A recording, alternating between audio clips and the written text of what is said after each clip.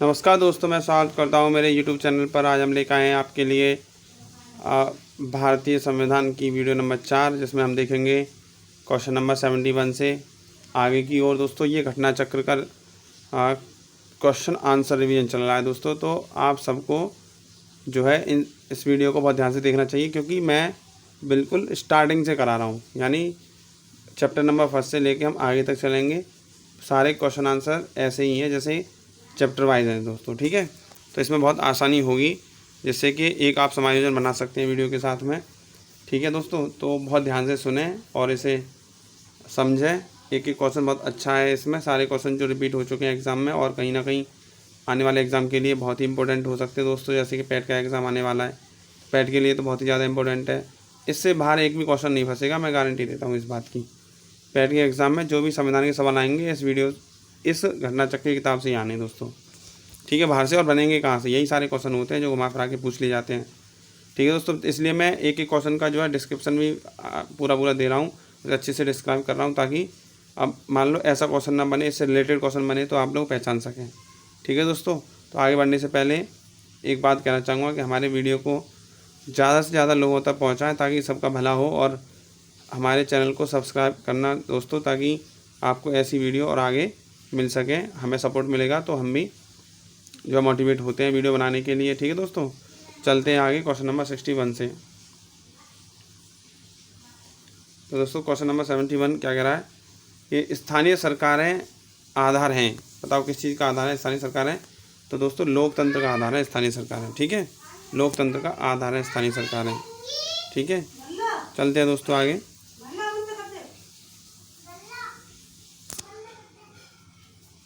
सरकारों का आधार लोकतंत्र होता है, क्योंकि लोकतंत्र को जीवंत बनाने के लिए लोगों की सहभागिता आवश्यक होती है। पंडित जवाहरलाल नेहरू ने कहा था कि गांव के लोगों को अधिकार सौंपने चाहिए, उनको काम करने दो, चाहे वे हजारों गलतियां करें, इससे डरने की आवश्यकता नहीं है आपको, ठीक है। तो ये जवाहरलाल नेहरू ने कहा था। क्वेश्चन नंबर 72 देखते हैं दोस्तों। स्वतंत्र भारत में निम्नलिखित में से कौन सी प्रणाली लोकतंत्र के वास्तविक आधार के विपरीत जाती है? स्वतंत्र भारत में निम्नलिखित में से कौन सी प्रणाली लोकतंत्र के वास्तविक आधार के विपरीत जाती है, यानी जो कि लोकतंत्र का अपोजिट हो?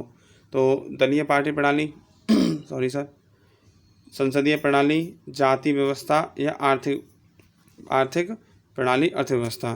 तो दोस्तों दलीय पार्टी तो होना चाहिए। मान लो एक से ज़्यादा दल होंगे तभी तो लोकतंत्र सेफ रहेगा, नहीं तो एक ही पार्टी बार बार से जो रूल करती रहेगी और जो कि लोकतंत्र को ख़त्म कर देगी दोस्तों, ठीक है। संसदीय प्रणाली भी लोकतंत्र की एक विशेषता है, बस जाति व्यवस्था नहीं होना चाहिए दोस्तों, ठीक है ना। जाति व्यवस्था ये लोकतंत्र के अपोजिट होता है। जैसे कि इसका देख रहे हैं डिस्क्रिप्शन। स्वतंत्र भारत के संबंध में यह परिकल्पना की गई कि लोकतांत्रिक शासन व्यवस्था की स्थापना के बाद जाति व्यवस्था का प्रभाव समाप्त हो जाएगा, तभी तो लोकतंत्र लाया गया था।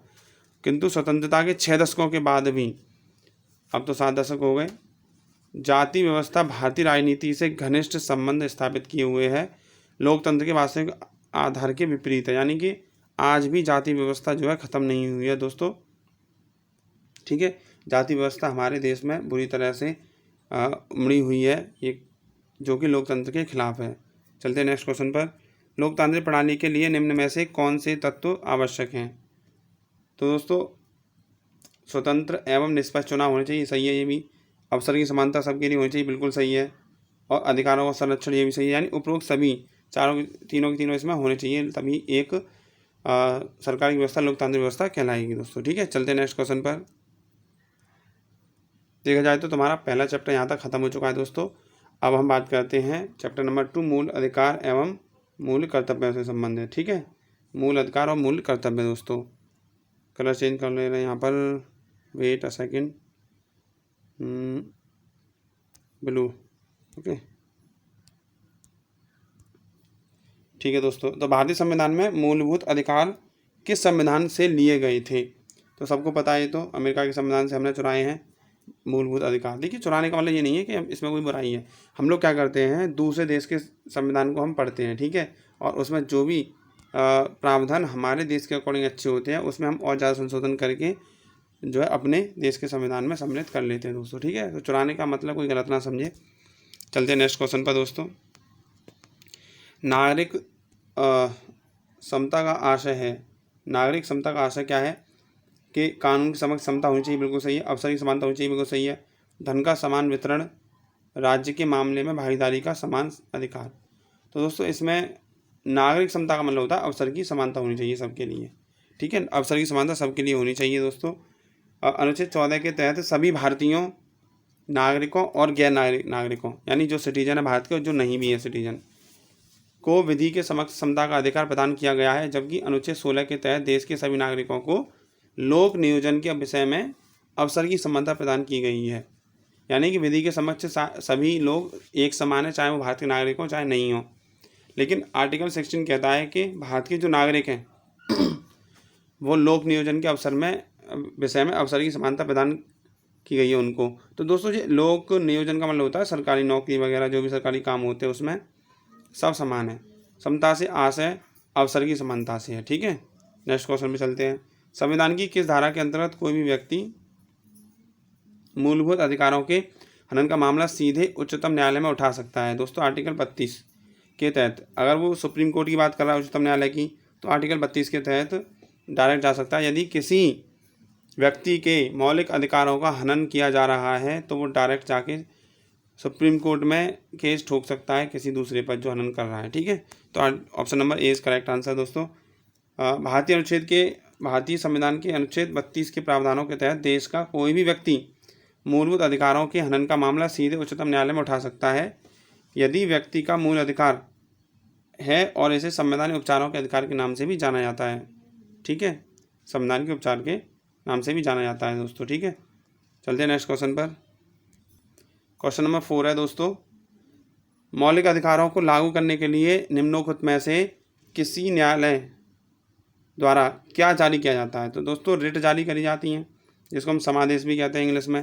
तो सुप्रीम कोर्ट रिट जारी करता है, 5 तरह की रिट होती है दोस्तों, ठीक है। तो उच्चतम न्यायालय द्वारा अनुच्छेद 32 के अंतर्गत और उच्च न्यायालय हाई कोर्ट्स के द्वारा आर्टिकल 226 के तहत मौलिक अधिकारों को लागू कराने के लिए रिट जारी यानी समादेश जारी किए जा सकते हैं। और ये समादेश 5 प्रकार के हैं: बंदी प्रत्यक्षीकरण, परमादेश, अधिकार परीक्षा लेख, उत्प्रेषण, प्रसिद्ध। इन सबको हम एक एक करके देख लेंगे आगे, सभी क्वेश्चन में आते हैं। बंदी प्रत्यक्षीकरण वाला ज़्यादातर एग्जाम में आता है दोस्तों, ठीक है। तो इन सब का मतलब क्या है देखिए, अब बताने बैठ के तो बहुत लंबी वीडियो हो जाएगी, इसको डिस्क्रिप्शन में हम बाद में पढ़ेंगे, ठीक है। नेक्स्ट क्वेश्चन पे चलते हैं दोस्तों। किसी व्यक्ति के कैद होने पर अनुच्छेद 226 के अंतर्गत की गई कार्रवाई का नाम क्या है? तो दोस्तों इसमें होती है आपकी सांविधिक कार्रवाई। सांविधिक कार्रवाई 226 के तहत आप हाईकोर्ट जा सकते हो यदि किसी के मौलिक अधिकारों का हनन हो रहा है, ठीक है ना, सीधा हाईकोर्ट जा सकते हैं 226 के तहत दोस्तों। तो देखिए, किसी व्यक्ति के कैद होने पर उच्च न्यायालय द्वारा अनुच्छेद 226 के तहत बंदी प्रत्यक्षीकरण रिट जारी की जाती है जो कि मूल अधिकारों के उल्लंघन के विरुद्ध सांविधिक कार्रवाई यानी संवैधानिक उपचारों के अधिकार के अंतर्गत आता है दोस्तों, ठीक है। यानी किसी व्यक्ति को कैद कर लिया गया तो उसके भी, देखो कैद ही है बेशक वो, हम जानते क्रिमिनल है, लेकिन उसके भी कुछ ना कुछ अधिकार होते हैं। तो आर्टिकल 32 ही कहता है कि यदि किसी व्यक्ति को अगर जो है बंदी बना लिया जाए तो उसको 24 घंटे के अंदर न्यायालय में या फिर संबंधित मजिस्ट्रेट के सामने उसको पेश किया जाता है दोस्तों। इसमें जो है जो आने जाने का समय होता है, जैसे रास्ते में लाने का समय, वो समय इसमें जोड़ा नहीं जाता। यानी 24 घंटे के अंदर उसको जरूर से जरूर न्यायालय में या फिर मजिस्ट्रेट के सामने पेश करना ही होता है पुलिस को।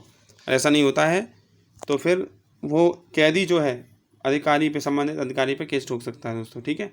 यही अधिकार होते हैं। क्वेश्चन नंबर 6, उच्च न्यायालय अथवा सर्वोच्च न्यायालय द्वारा किस समादेश को रिट कहते हैं हम, जारी करके किसी प्राधिकारी द्वारा ना किया जा रहा कोई कार्य कराने के लिए बाध्य किया जा सकता है। यानी कोई अधिकारी कोई काम नहीं कर रहा है तो पता है आप उसके खिलाफ भी, जो उसकी जिम्मेदारी है वो काम नहीं कर रहा है कोई भी अधिकारी, आप उसके खिलाफ केस कर सकते हो। और ये आता है आपका मैंडेमस की रिट, यानी मैंडेमस में परमादेश में आ सकता है। तो परमादेश में जो सुप्रीम कोर्ट डायरेक्ट पूछ सकता है उससे, और सुप्रीम कोर्ट हाई कोर्ट कि बताइए आप अपने कर्तव्य का निर्वहन क्यों नहीं कर रहे हो दोस्तों, ठीक है। तो मैंडेमस वो सीधा परमादेश मतलब आदेश देगा और करो काम वाला, ऐसे कहेगा सुप्रीम कोर्ट संबंधित अधिकारी से, ठीक है। तो उच्च न्यायालय अथवा सर्वोच्च न्यायालय किसी प्राधिकारी द्वारा अपने कर्तव्यों को ना किए जाने पर परमादेश यानी मैंडेमस रिट जारी कर उसे अपना अभीष्ट कार्य करने के लिए बाध्य कर सकते हैं। ठीक है, उसे कह सकते हैं भाई काम तुम्हें करना पड़ेगा, तुम्हें जब काम सौंपा है तो करोगे, तुम्हें जिम्मेदारी दी गई है। ठीक है, चलते हैं नेक्स्ट क्वेश्चन पर दोस्तों। निम्नलिखित में से उच्च न्यायालय या उच्चतम न्यायालय का वह रिट आदेश कौन सा है जो किसी प्राधिकार को रद्द करने के लिए किया जाता है। प्राधिकार का मतलब होता है दोस्तों, इसमें अधिकार प्रक्षालेख होता है, यानी किसी कोई व्यक्ति ऐसा काम कर रहा है जो उसके अधिकार क्षेत्र में नहीं आता है, चाहे तो वो कोर्ट भी हो सकता है, अधीनस्थ न्यायालय हो सकते हैं ना, या फिर कोई व्यक्ति हो सकता है, कोई अधिकारी हो सकता है, वो ऐसे काम कर रहा है जिसके लिए उसको अधिकार नहीं थे। तो हाईकोर्ट या सुप्रीम कोर्ट ये कहता है कि बताओ आपने ये किस अधिकार से काम किया, आपको तो अधिकार में थे नहीं है दोस्तों। ठीक है, तो वो रिट जारी करेगा अधिकार परीक्षा लेख वाली। ठीक है, तो चलते देखते हैं इसका डिस्क्रिप्शन। अधिकार परीक्षा रिट के अंतर्गत सार्वजनिक पद पर बने किसी व्यक्ति से न्यायालय यह प्रश्न कर सकता है कि उसके उस पद पर बने रहने का क्या औचित्य है। इस रिट के माध्यम से न्यायालय द्वारा किसी प्राधिकार के विधि संगत न होने पर उसे रद्द किया जा सकता है। जैसे मैं आपको एक एग्जाम्पल देकर बताता हूँ। मान लीजिए अभी कोई व्यक्ति कुछ नहीं है और वो जाके पुलिस की वर्दी पहन के यानी दरोगा की, और जाके जो है रोड पे खड़ा हो गया, ट्रक वालों से पैसे वसूल रहा है, मार रहा है लोगों को कि मैं दरोगा हूँ, ऐसा कर रहा है। तो दोस्तों ये क्या हुआ, उसके अधिकार में तो था नहीं और फिर भी वो ये वाला काम कर रहा है। तो सीधा कोई भी व्यक्ति जाके उसके खिलाफ केस ठोक सकता है सुप्रीम कोर्ट में, और सुप्रीम कोर्ट उसको सीधे कह सकता है भाई आपका क्या अधिकार था बताइए, आपने किस अधिकार से ये काम किया, आप तुरंत ये अधिकार छोड़ दीजिए। ठीक है, तो चलते हैं दोस्तों नेक्स्ट क्वेश्चन पर। उम्मीद करता हूँ समझ में आया होगा। निम्नलिखित में से किस याचिका यानी रिट के अधीन किसी कर्मचारी को ऐसी कार्रवाई करने से रोका जा सकता है जिसके लिए वह सरकारी तौर पर हकदार नहीं है। तो दोस्तों अभी बताया था हमने, अधिकार प्रक्षालेख रिट जो होती है उसके तहत उसे रोका जा सकता है जो उसके अधिकार में नहीं है, फिर भी वो काम करे जा रहा है। ठीक है, तो अधिकार प्रक्षालेख रिट के तहत किसी कर्मचारी को अवैधानिक रूप से की जाने वाली कार्रवाई करने से न्यायालय द्वारा रोका जा सकता है, और इस रिट के तहत न्यायालय द्वारा यह पूछा जाता है कि वह व्यक्ति किस प्राधिकार से वह कार्य कर रहा है दोस्तों। ठीक है, चलते हैं नेक्स्ट क्वेश्चन पर। निम्नोक्त समादेशों में से कौन सा समादेश किसी अवैध व्यक्ति से सरकारी पद को बचाने के लिए जारी किया जाता है। दोस्तों अभी बताया है, सारे क्वेश्चन देखिए अलग अलग तरीके से पूछे जाते हैं। अधिकार प्रक्षालेख इसका आंसर है। ठीक है, कोई भी अवैध व्यक्ति कोई काम करता है तो उसके खिलाफ रिट जारी करता है सुप्रीम कोर्ट और हाई कोर्ट। ठीक है, सुप्रीम कोर्ट करता है आर्टिकल 32 के तहत और हाई कोर्ट करता है आर्टिकल 226 के तहत। ठीक है, निम्नलिखित में से कौन सी रिट व्यक्तिगत स्वतंत्रता का बुलवर्क माना जाता है। तो बंदी प्रत्यक्षीकरण जो है व्यक्तिगत स्वतंत्रता का बुलवर्क है, बंदी प्रत्यक्षीकरण है दोस्तों। ठीक है, सांविधिक उपचारों के अंतर्गत आर्टिकल 32 में उल्लिखित विभिन्न रिटों में बंदी प्रत्यक्षीकरण की रिट व्यक्तिगत स्वतंत्रता की बुलवर्क है। यह रिट सरकारी व गैर सरकारी दोनों ही प्रकार की व्यक्तियों के विरुद्ध जारी की जा सकती है दोस्तों। ठीक है, कोई व्यक्ति हो तो बंदी प्रत्यक्षीकरण जो है हमारा सामान्य उपचारों के अंतर्गत व्यक्तिगत स्वतंत्रता का बुलवर्क है दोस्तों। ठीक है, चलते हैं नेक्स्ट क्वेश्चन पर। निम्नलिखित में से कौन सा निजी स्वतंत्रता का एक अधिकार है। निजी स्वतंत्रता का भी बताया था हमने, बंदी प्रत्यक्षीकरण। ठीक है दोस्तों, चलते हैं नेक्स्ट क्वेश्चन पर। निम्नलिखित में से किस स्थिति में बंदी प्रत्यक्षीकरण रिट जारी की जाती है दोस्तों। तो देखिए, संपत्ति की हानि पर नहीं, अतिरिक्त कर की वापसी पर नहीं, दोषपूर्ण पुलिस नज़रबंदी पर। हाँ, यहाँ पे क्या होता है, व्यक्तिगत तौर से उसके अधिकारों का हनन होता है ना, इसीलिए option number C is correct answer. ठीक है दोस्तों, बंदी प्रत्यक्षीकरण रिट किसी अवैध व्यक्ति को अवैध रूप से निरुद्ध करने के लिए जारी की जाती है दोस्तों। मान लो मैंने कोई क्राइम किया नहीं है, फिर मुझे पुलिस ऐसे उठा ले गई, तो बंदी प्रत्यक्षीकरण रिट जारी की जाएगी अगर मैंने उस संबंधित पुलिस अधिकारी के खिलाफ केस कर दिया तो। ठीक है, तो नागरिकों के अपने अधिकार होते हैं दोस्तों, चाहे पुलिस कितना भी अधिकार रखती हो, लेकिन हम नागरिकों के भी अधिकार होते हैं। चलते हैं नेक्स्ट क्वेश्चन पर।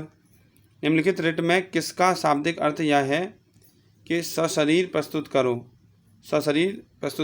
अभी बताया था बंदी प्रत्यक्षीकरण दोस्तों। इसमें बताया था एक व्यक्ति को 24 घंटे के अंदर मजिस्ट्रेट या संबंधित न्यायालय में पेश किया जाता है दोस्तों। ठीक है, बंदी प्रत्यक्षीकरण रिट का शाब्दिक अर्थ होता है सशरीर प्रस्तुत करो। चलिए नेक्स्ट क्वेश्चन पर। किसी व्यक्ति के अवैध निरोध के मामले में न्यायालय द्वारा कौन सी रिट जारी करी जाती है। तो यही है दोस्तों, बंदी प्रत्यक्षीकरण। देखो एक क्वेश्चन कितने तरीके से आता है दोस्तों। तो भारतीय संविधान में किस प्रकार के रिटों की विशिष्ट व्यवस्था नहीं की गई है। तो दोस्तों एक तो व्यादेश और एक निषेध।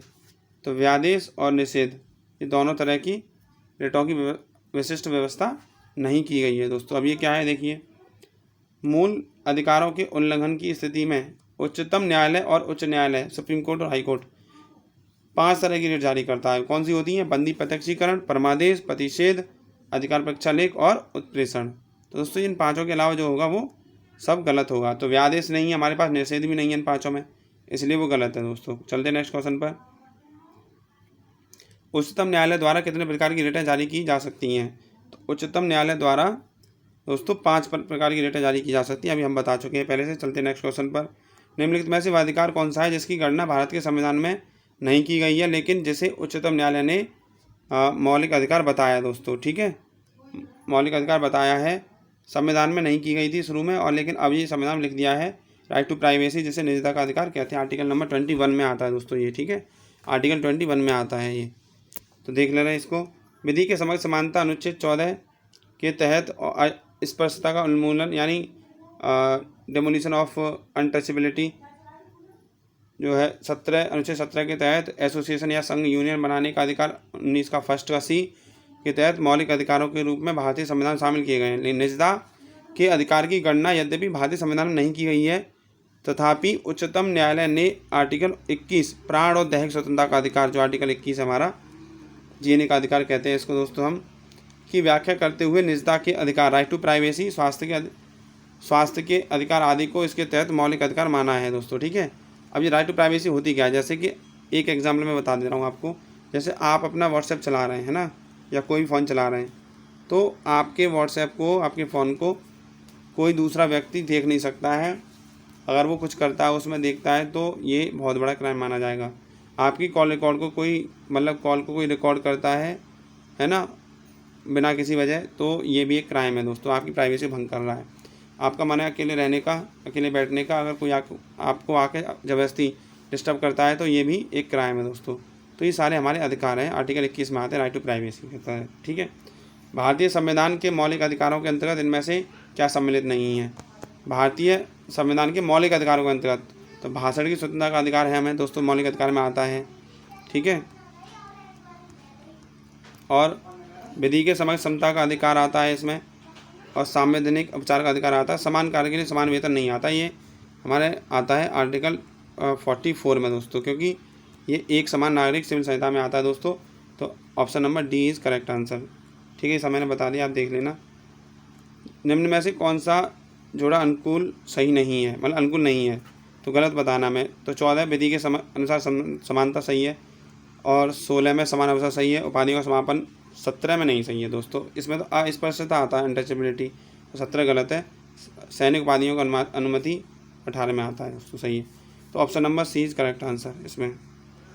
निम्नलिखित में से वह अधिकार कौन सा है जिसकी गणना भारत के संविधान में नहीं की गई है लेकिन उच्चतम न्यायालय ने उसे मौलिक अधिकार बताया, अभी बताया तो था। जीवन जीने का अधिकार दोस्तों, इसमें ऑप्शन देख लीजिए आप।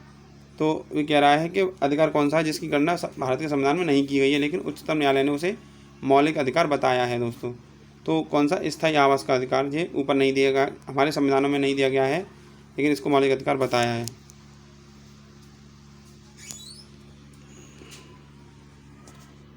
दोस्तों जीवन का अधिकार आर्टिकल 21 के तहत सार्वजनिक रोजगार के मामलों में अवसर की समानता, 16 के तहत वैयक्तिक स्वतंत्रता का रक्षण, आर्टिकल 19 भारतीय संविधान में मौलिक अधिकार हैं, और उच्चतम न्यायालय के अनुच्छेद 21 की व्यापक व्याख्या करते हुए स्थायी आवास या आश्रय प्राप्त करने के अधिकार को मौलिक अधिकार माना गया है दोस्तों। ठीक है, तो आज के लिए इतना काफ़ी है दोस्तों। इसमें हमने सब कुछ बहुत डिस्क्रिप्शन में समझाया है, अच्छे से वर्णन करके दिखाया है आप लोगों को। तो वीडियो कैसी लगी हमें बताइएगा दोस्तों कमेंट में, और ऐसे ही वीडियो पाने के लिए हमारे चैनल को सब्सक्राइब करें और बेल आइकन भी दबा दें दोस्तों। ठीक है, ताकि आपके पास नोटिफिकेशन तुरंत ही पहुंच जाए। और ये वीडियो काफ़ी इंपॉर्टेंट होने वाली है दोस्तों, मैं बार बार कह रहा हूँ, बहुत अच्छी वीडियो है, अच्छे क्वेश्चन हैं। मैं पूरे एक क्वेश्चन को पूरा डिस्क्राइब करके बताता हूँ ताकि संबंधित क्वेश्चन भी आए तो आप उसको सॉल्व कर सको। ठीक है दोस्तों, तो आपसे रिक्वेस्ट है हमारे चैनल को सब्सक्राइब करें, दोस्तों में शेयर करें, वीडियो पसंद आती है हमें सपोर्ट करें ऑन यूट्यूब। धन्यवाद दोस्तों, जय हिंद।